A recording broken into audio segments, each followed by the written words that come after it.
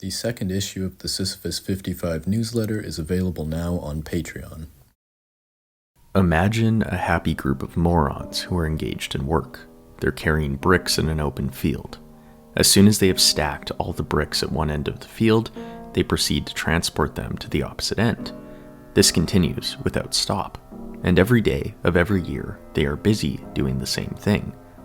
One day, one of the morons stops long enough to ask himself what he is doing. He wonders what purpose there is in carrying the bricks, and from that instant on, he is not quite as content with his occupation as he had been before. Am I the moron who wonders why he is carrying the bricks? Irvin Yalom spent his life formulating a therapy that could treat our existential woes. The passage above comes from a letter written by one of his patients, one of many who were afflicted by what Yalom calls the ultimate concerns of existence: death, freedom, isolation, and meaninglessness. I find that this excerpt captures especially well the sort of isolation that could be felt when one steps back and takes a look at their circumstances, especially with the use of the term moron. You can feel like nothing is comprehensible, as if everything has been put into question. An existential crisis is an impasse, a deadlock where the unfolding of the self has been bound by a persistent and gnawing disconcernment. The urge to philosophize could grow quite strong, and here, I would argue, one of the first steps in adequately philosophizing is to be found within the embrace of idiocy. Yes, it is quite humbling to understand that we actually know very little. An existential crisis is a poignant reminder of this fact. We come to learn that we barely even have a strong grasp of who we are, of what we are doing with our lives, and whether any of this is worth it in the end.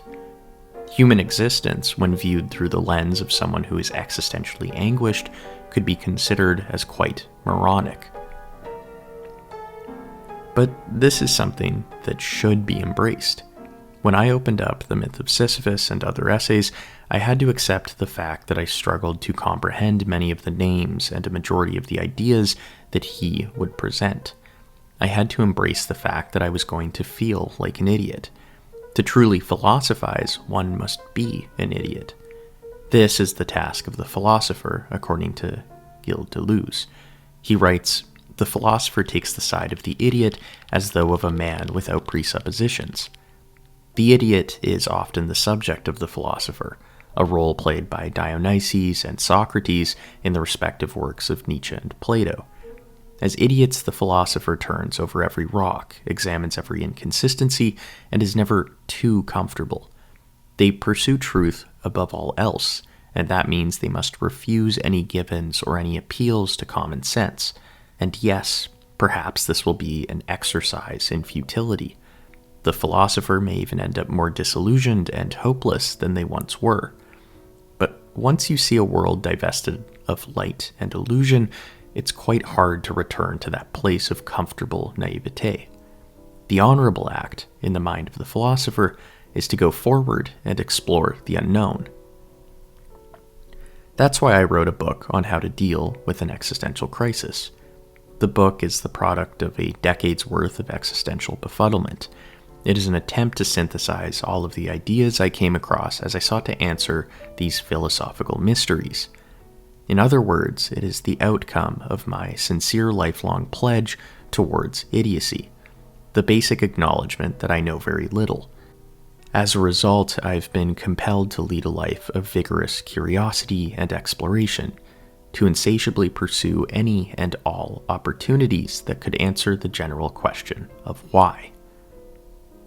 The words in this video are taken from this book, So You're Having an Existential Crisis, out now.